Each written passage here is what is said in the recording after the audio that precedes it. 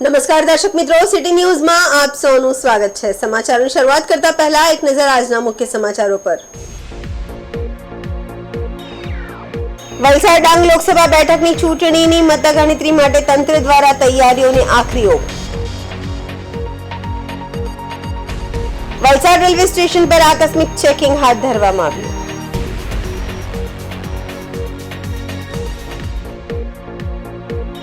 ગયા વર્ષની સરખામણીમાં આ વખતે કેરીનું ઉત્પાદન ઓછું।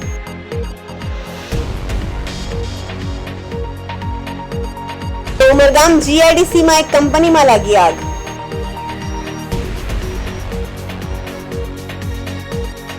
હવે સમાચાર વિગતવાર જોઈએ। વલસાડ ડાંગ લોકસભા બેઠકની ચૂંટણીની મતગણતરી માટે તંત્ર દ્વારા તૈયારીઓને આખરી ઓપ આપવામાં આવ્યો છે। આ મામલે વલસાડ જિલ્લા કલેક્ટર દ્વારા જિલ્લાના ઉચ્ચ અધિકારીઓ સાથે બેઠક યોજીને મતગણતરી પ્રક્રિયાની તૈયારીઓની સમીક્ષા પણ કરવામાં આવી। વલસાડ ડાંગ લોકસભા બેઠકની 14 ટેબલ પર કુલ 24 રાઉન્ડમાં મતગણતરી હાથ ધરવામાં આવશે। પ્રત્યેક રાઉન્ડમાં તે 14 ટેબલની વ્યવસ્થા કરવામાં આવી છે। મતગણતરી કેન્દ્રમાં મોબાઈલ લઈ જવા પર પ્રતિબંધ મૂકવામાં આવ્યો છે। વલસાડ ડાંગ લોકસભા બેઠકની મતગણતરી વલસાડની કચેરી સરકારી એન્જિનિયરિંગ કોલેજમાં હાથ ધરાશે।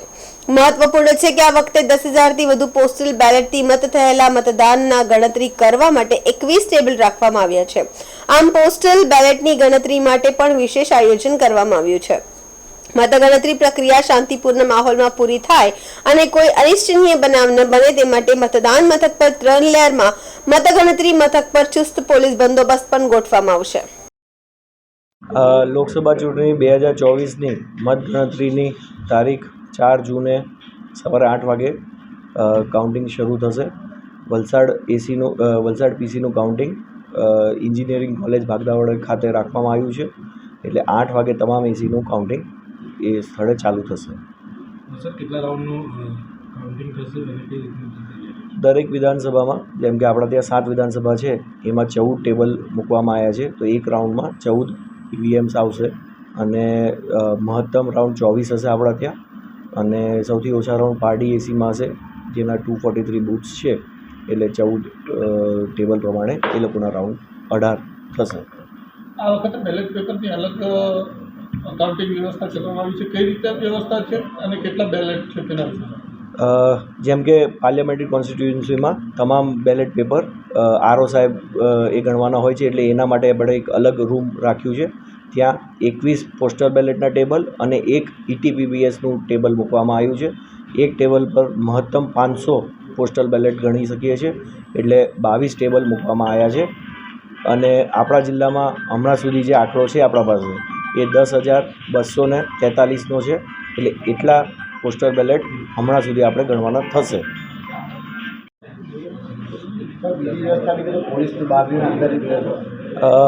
4 તારીખે જે ભાગડાવાડા કોલેજમાં આપણે કાઉન્ટિંગ સેન્ટર ઊભું કર્યું છે, એમાં 3 ટાયર સિક્યોરિટીનું કોર્ડનનું આપણે પોલીસ ડિપાર્ટમેન્ટે આયોજન કર્યું છે, અને એ તમામ જે 100 મીટરનું પટ્ટો છે એ પેડેસ્ટ્રિયલ એરિયા હશે, ત્યાં કોઈપણ પ્રકારની ગાડીનું અંદર એન્ટ્રી પ્રતિબંધ છે। સાથે સાથે આ વખતે કમિશને મોબાઈલનું પણ સ્ટ્રિક્ટ સૂચના આપી છે કે કોઈને પણ મોબાઈલ અંદર અલાઉડ નથી। મીડિયા પર્સન્સ માટે આપણે એક મીડિયા સેન્ટર ઊભું કરવામાં આવ્યું છે, જ્યાં એ લોકો પોતાના કેમેરાઝ અને એનાથી એ શૂટ કરી શકે છે।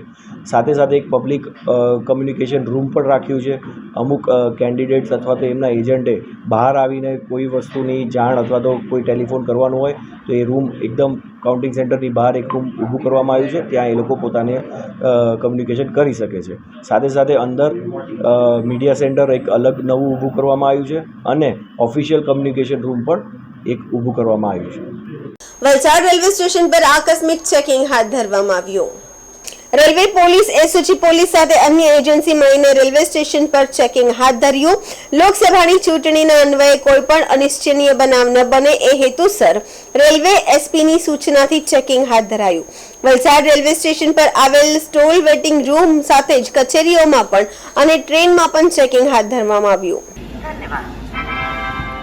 મે I have your attention please? Train number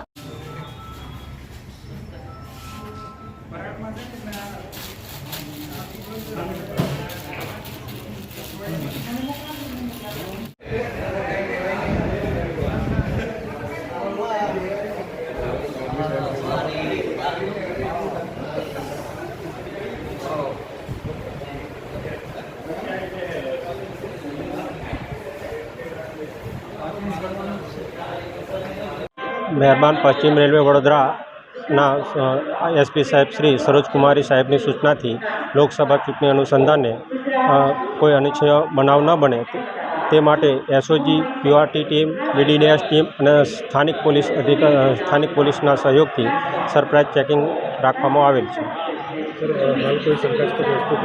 ના, કોઈ વસ્તુ મળી આવેલ નથી.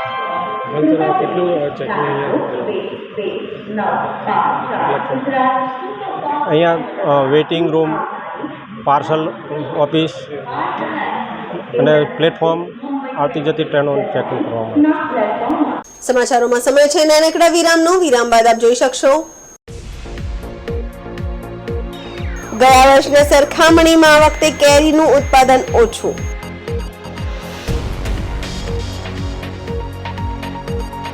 ઉમરગામ જીઆઈડીસીમાં એક કંપનીમાં લાગી આગ.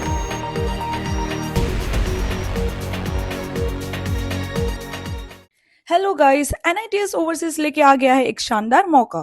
स्पॉट एडमिशन असेसमेंट करवाने का और विदेश में पढ़ने के अपने सपने को साकार करने का. First time in Vapi, Daman and Silvassa, जहां पर आप डी मॉन्टफोर्ट यूनिवर्सिटी लेस्टर के official representative Miss Amita Chakraborty, regional officer UCOL से मिलकर और on spot face to face discussion करके अपने प्रोफाइल का इवैल्यूएशन और असेसमेंट करवा सकते हैं. डी मॉन्टफोर्ट यूनिवर्सिटी, जो लंदन के एक बहुत चर्चित और जाने माने लोकेशन पर स्थित है, लेस्टर 500 से 4000 पाउंड तक स्कॉलरशिप मेरिट बेस पर अवेलेबल है. 12th और डिप्लोमा के स्टूडेंट्स के लिए अंडर ग्रेजुएट और बैचलर्स के स्टूडेंट्स के लिए मास्टर्स के कोर्सेज अवेलेबल है. और एक खास बात, अगर आपकी प्रोफाइल में बैचलर्स के बाद स्टडी गैप है तो बेफिक्र हो जाइए, इस यूनिवर्सिटी में गैप्स भी एक्सेप्टेबल है. IELTS वेवर पॉसिबल है. इंग्लिश, हिंदी और गुजराती सभी मीडियम्स के स्टूडेंट्स अप्लाई कर सकते हैं. तो आज ही कांटेक्ट कीजिए वापी की सबसे जानी मानी, एक्सपर्ट और successful study abroad consultancy NITS overseas को, जो 17 सालों से बिजनेस में है और इंटरनेशनल कंट्रीज जैसे कि UK, Canada, Australia, USA, New Zealand etcetera के लिए एडमिशन और वीजा प्रोसेस करते हैं. इसके साथ international coachings like IELTS, PTE, TOEFL, GRE etcetera की सर्विसेज भी देते हैं. और अब तक 2000 से ज्यादा स्टूडेंट्स का अपना विदेश में पढ़ने और सेटल होने का सपना साकार कर चुके हैं. ग्रैब कीजिए ऑन स्पॉट ऑफर के चांसेस सेम डे पर 2 जून 2024 संडे को. Hurry up as admission application already started for September 2024 and Jan 2025. Limited seats are available. Call now on given number and register for free. हम चल रहे हैं अपने lucky winners के मिलने के लिए. बहुत बहुत मुबारक. तो कहाँ से आए हैं आप? उन्नाव से आए हैं. आप रोज नंबर नोट करते थे या मोबाइल में लेते थे, क्या करते थे? व्हाट्सएप पे डेली सेव कर लेते. व्हाट्सएप पे सेव करते थे. चलिए अब चॉपर राइड के लिए तैयार. अम्बाला से हम जा रहे हैं मोहाली अंजना जी के साथ.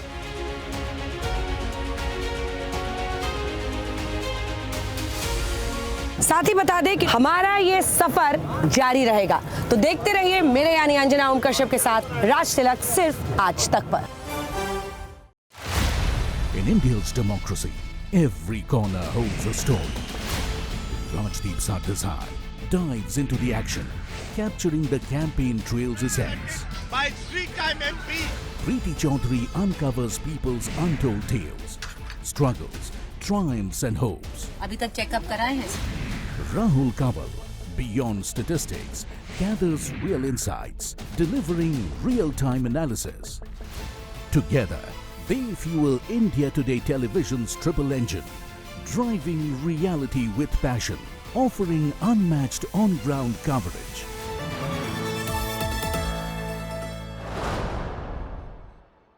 વિરામ બાદ આપનું સ્વાગત છે. કેરીના વાડીઓનો પ્રદેશ વલસાડ જિલ્લામાં રોહિણી નક્ષત્ર બેસતાની સાથે જ વલસાડી હાપુસ અને કેસર કેરીની સિઝન શરૂ થતી હોય છે. આથી જિલ્લાના કેરી બજારો ધમધમતા થયા છે. જો કે ગયા વર્ષની સરખામણીમાં આ વખતે કેરીનું ઉત્પાદન પણ ઓછું છે અને ખેડૂતોને ભાવ પણ ઓછો મળી રહ્યો હોવાથી ખેડૂતોમાં નારાજગી જોવા મળી રહી છે. વલસાડ જિલ્લામાં અંદાજે 35,000 હેક્ટરથી વધુ વિસ્તારમાં આંબાવાડી આવેલી છે. દર વર્ષે જિલ્લામાં હજારો ટન કેરીનું ઉત્પાદન થાય છે અને વલસાડી હાફૂસ અને કેસર સહિતની કેરી સ્વાદ માટે જગવિખ્યાત પણ છે. આથી વલસાડની કેરીઓ ગુજરાત ઉપરાંત દેશ અને દુનિયાના અન્ય દેશોમાં પણ એક્સપોર્ટ કરવામાં આવે છે. વલસાડ જિલ્લામાં સામાન્ય રીતે કેરીની સિઝન રોહિણી નક્ષત્ર પછી જ શરૂ થતી હોય છે. આથી હવેથી વિધિવત રીતે જિલ્લાના કેરી બજારો ધમધમતા થયા છે. જો કે આ ગયા વર્ષની સરખામણી આ વખતે જિલ્લામાં કેરીનું ઉત્પાદન ઓછું છે. ખેડૂતોના મતે આ વખતે માંડ 20 થી 25% જ કેરીનો પાક છે. આથી ઓછા ઉત્પાદન અને ખેતીમાં મોંઘા ભાવના દવા, ખાતર અને મજૂરીના કારણે આ વખતે ખેડૂતોને નુકસાન વેઠવાનો વારો આવી શકે છે. વધુમાં ઓછું ઉત્પાદન હોવા છતાં પણ બજારમાં ખેડૂતોને કેરીનો પોષણક્ષમ ભાવ મળતો નથી. આથી ખેડૂતો નારાજ છે. તો બજારમાં વેપારીઓ પણ આ વખતે ઉત્પાદન ઓછું હોવાથી આ વખતે વલસાડ જિલ્લામાં કેરીની સિઝનમાં ઓછા ઉત્પાદન અને ઓછા વેપારના કારણે વેપારીઓ પણ પરેશાન છે. પણ કેરીનો પાક એટલો ખરાબ છે તો આટલી જિંદગીમાં કોઈ દી અમે જોયો નથી. જે ફૂટ થઈ તે ખલાસ થઈ ગઈ, એમાં ખેડૂત બી મરી ગયા, વેપારી બી મરી ગયા. બહુ નુકસાન છે. 10% જ પાક છે ખાલી. આ પરિસ્થિતિ બહુ ખરાબ છે. એમાં સરકારને કાંઈ જોવું જોઈએ, કાંઈ મદદ ખેડૂત અને વેપારીને બેયને આપવી જરૂરી છે. 10% પાક છે ખાલી 10% જ પાક છે. માલ જ નથી. અમે 10 ગાડી ભરતા હતા, 1 ગાડી ભરાતી નથી. આ પોઝિશન છે હમણાં. રોહિણી નક્ષત્રમાં જનરલી આ કેરી ઉતારવામાં આવતી હોય છે, પરંતુ આ વર્ષે કેરી લગભગ તમામ પૂરા વલસાડ તાલુકામાં 20 થી 25%નો જ પાક છે. અને માવઠા અને એ બધાની અસરના લીધે કેરીનો પાક બહુ ખરાબ થઈ ગયો. બીજી વસ્તુ, માર્કેટમાં અત્યારે કેરીની આવક થોડી છે, પરંતુ ખેડૂતોને એનો ભાવ મળતો નથી. દવાનો ભાવ વધી ગયો, મોંઘવારી વધી ગઈ, મજૂરોનો પગાર વધી ગયો, એટલે એ કેરીની જે આવક થવી જોઈએ એ આવક હવે થતી નથી. અને ખેડૂત અને જે ગ્રાહક, લેવાવાળો ગ્રાહક, એ બેનો જ મરો છે. વચેટિયાઓ આમાં ફાવી જાય છે. અને કુદરત થોડો જો સહકાર આપતી હોય ખેડૂતોને તો આ બાબતમાં ઘણું આગળ એ કરી શકતે.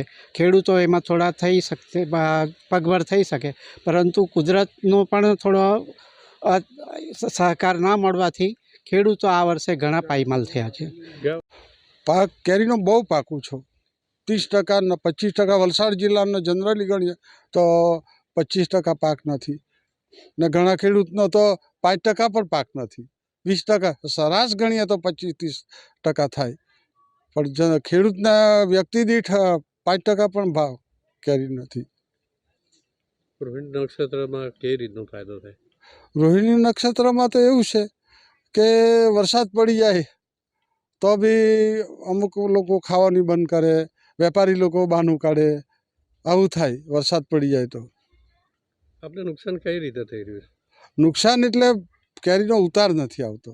જેટલું આપણે દવાનો છંટકાવ કોસ્ટલી પડે છે, ખાતર નાખીએ છીએ, હવામાન નથી રહેતું. બજારમાં કેવો ભાવ મળે? બજારમાં ભાવ એટલે અમારે તો ખેડૂતે તો વેપારીને જ આપવી પડે, પોતે તો વેચવા જવાય નહીં છૂટક તો. એટલે ભાવ નથી મળતો એટલો ભાવ. વચેટિયાઓથી કઈ રીતનો તકલીફ? વચેટિયાની એટલે એ લોકો બધા કોમ્પ્રો કરીને ભાવ બોમ્બેમાં ચાલતો હોય તે ના અહીંયાને એ લોકોને ખબર જ હોય, એટલે બહુ ફરક પડતો નહીં હોય. એટલે એ લોકો કોમ્પ્રો કરી જાય ને ભાવ આ અઠવાડિયે આટલા રાખવાના, આટલા રાખવાના, આવું બધું ચાલતું હોય. ગયા વર્ષની તુલનામાં આ વર્ષે કેવું શું થયું? તુલનામાં પાક તો બહુ જ ઓછો છે, તો ભાવ તો ઠીક લાગે એક વાત, પણ કેરી જ નથી. કેરી નથી એટલે ભાવને શું કરવાના? ખેડૂત પાસે ઘરે ખાવાની કેરીની હોય, જ્યાં 500 મણ પડતી હોય કે 1000 મણ પડતી હોય, ત્યાં 200 મણની પડતી હોય તો આપણે ભાવની અપેક્ષા એ થોડુંક ચાલે.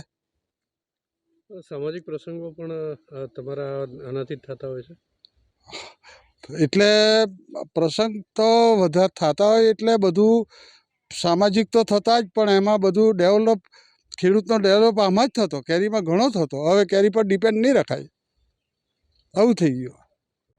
વલસાડ જિલ્લામાં સરકારી રેકોર્ડ પ્રમાણે આશરે 35,000 હેક્ટર જેવું કેરીનું ઉત્પાદન થાય છે. જનરલી દેશ વિદેશમાં વલસાડી હાફૂસ અને કેસર ખૂબ જ પ્રખ્યાત છે.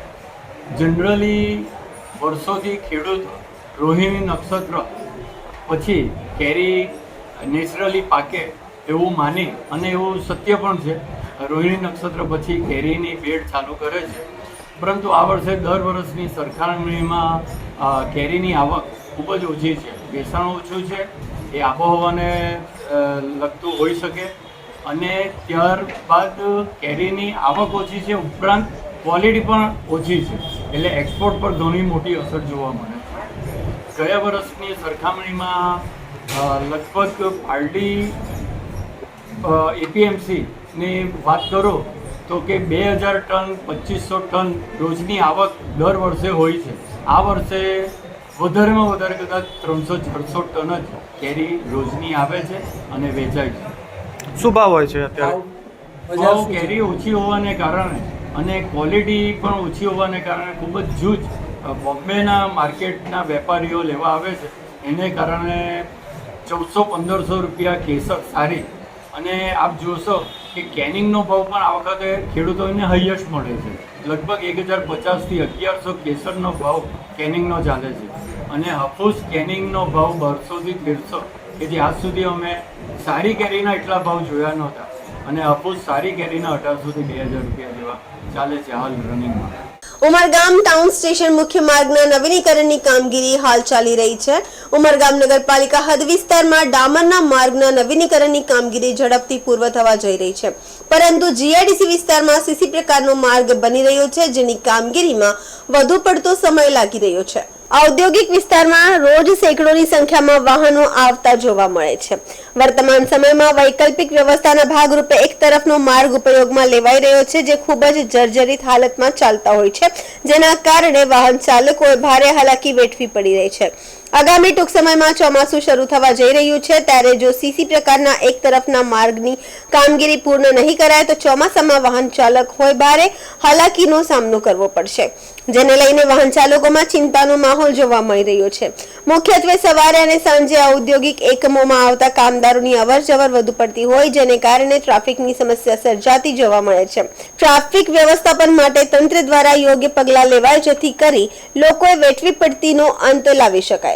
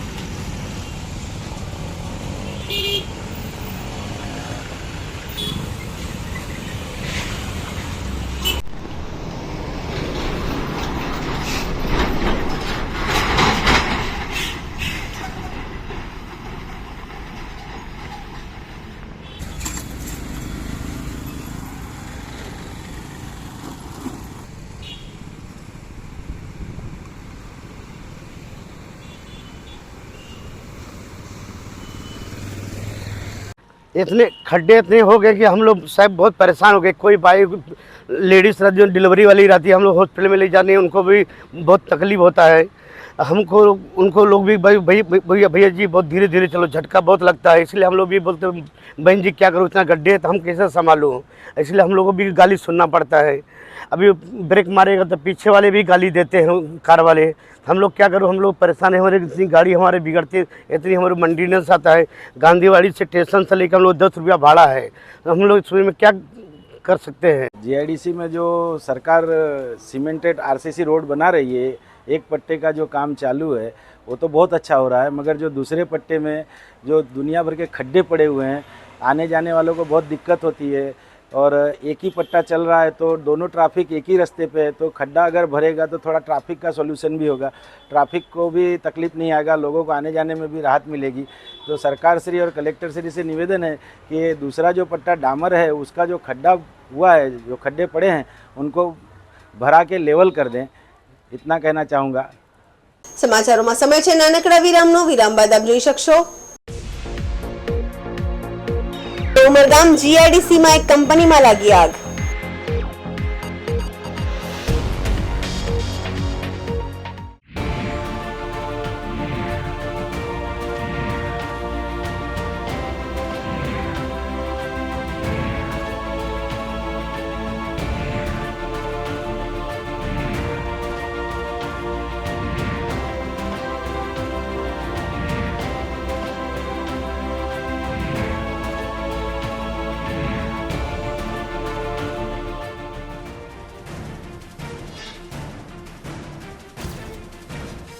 બનશે પ્રધાનમંત્રી? ચૂંટણીનું મહાકવરેજ. કોણ બનશે પ્રધાનમંત્રી 2024 co presented by Parul University Vadodara Gujarat. Tirupati cotton seed oil, taste और हेल्थ का perfect balance. Co powered by SRJ world of steel, making India stronger.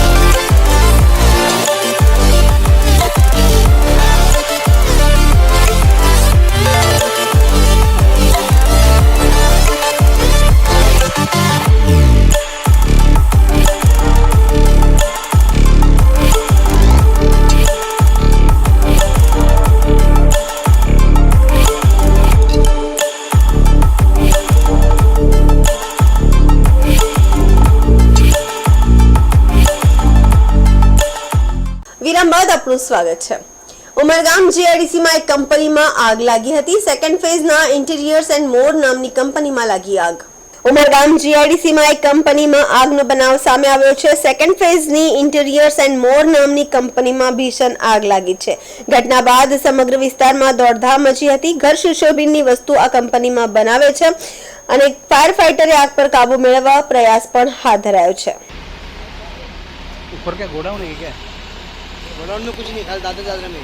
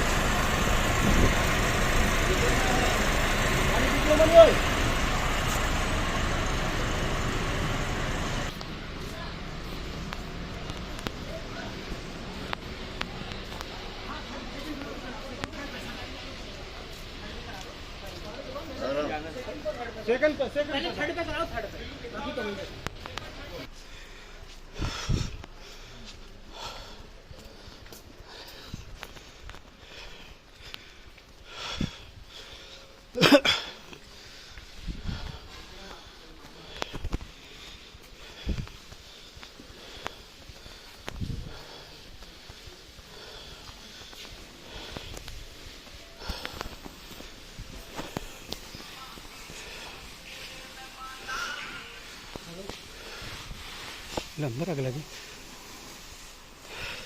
આજે ઉમરગામ જીઆઈડીસીની અંદર સેકન્ડ ફેઝની અંદર ઇન્ટિરિયર મોડ્સ નામની એક કંપની છે, એમાં અચાનક આગ લાગી હતી અને સવારે 9:30ની આજુબાજુ અમને કોલ મળ્યો.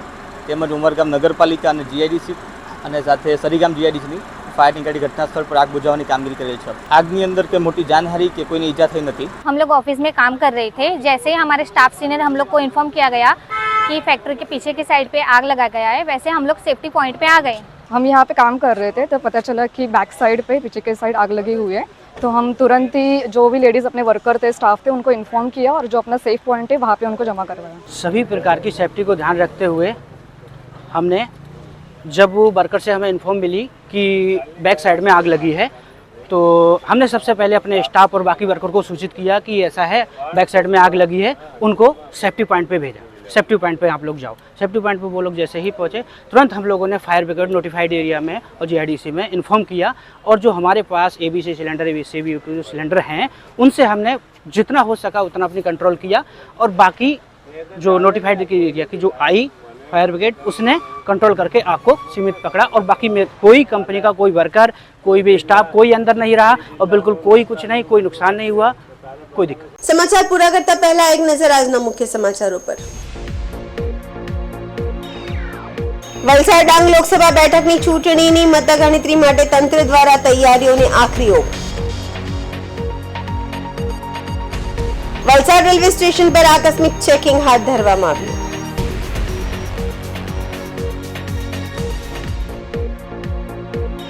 ગયા વર્ષના સરખામણીમાં આ વખતે કેરીનું ઉત્પાદન ઓછું.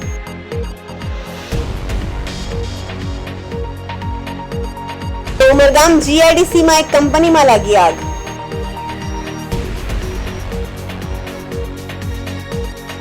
તો આ હતા અત્યાર સુધીના સમાચાર. જોતા રહો સિટી ન્યૂઝ. નમસ્કાર.